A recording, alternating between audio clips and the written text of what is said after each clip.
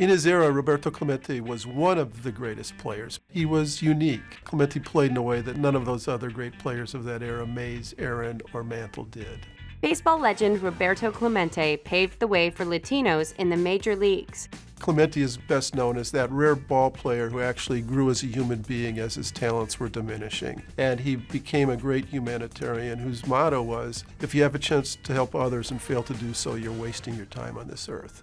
Roberto Clemente was born August 18, 1934, in Carolina, Puerto Rico. In his late teens, his ability caught the eye of Major League scouts. Clemente signed with the Dodgers in 1954. They'd scouted him and thought he had enormous talent. But because of that potential, the Dodgers actually tried to hide him up in Montreal, and they would not play him.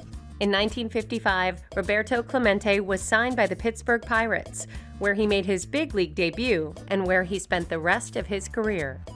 None of the sports writers in Pittsburgh knew any Spanish. They would quote Clemente in broken English, pidgin English. If he said, I got a hit, they'd say, I got heat, H-E-E-T. That's how they'd spell it in the newspaper. He was an incredibly proud man, and it infuriated him when they did that. Roberto Clemente comes to bat.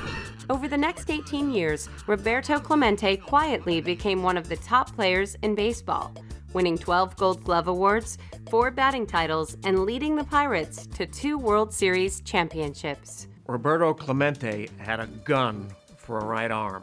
This guy played right field, and if you even thought about taking an extra base on a hit out to right field, you better think again, because he could gun you down at second base, third base, or at home. Clemente was the National League MVP in 1966 and played in 15 All-Star games. To end the game and the series with victory for the Pirates.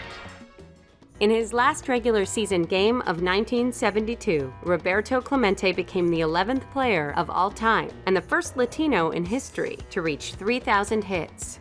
For Roberto Clemente, reaching 3,000 hits allowed him to reach a milestone that Babe Ruth hadn't reached, that Lou Gehrig hadn't reached, that Mickey Mantle hadn't reached. It showed that this was an all-time great player. On December 31st, 1972, a plane carrying Roberto Clemente crashed off the coast of Puerto Rico. He was on his way to Nicaragua to deliver emergency relief supplies to victims of a devastating earthquake. When Roberto was killed, it was just stunning. I remember my heart sinking that New Year's Eve. When such a great athlete is killed in his prime, I remember being crushed. I wasn't a Pittsburgh fan, I was just a sports fan, and I think it was devastating. Clemente, by the time he died, was the patron saint of Latin American baseball. When word of his death arose, hundreds and hundreds of people drove to Pinones Beach near San Juan, Puerto Rico, where the plane went down, thinking that Clemente might walk out of the water. Only 3 months after his death, Roberto Clemente became the first Latino ever to be inducted into baseball's Hall of Fame.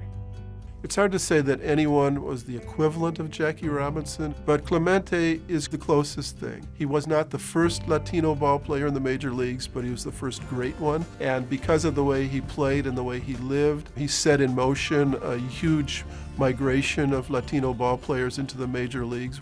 Roberto Clemente was posthumously awarded the Presidential Medal of Freedom in 2002. Roberto Clemente's legacy is not only being one of the all-time great players, but being one of the all-time great heroes. It's a wonderful legacy. I think he's one of those people that when you say Roberto Clemente, you smile. He was great in so many ways on and off the field.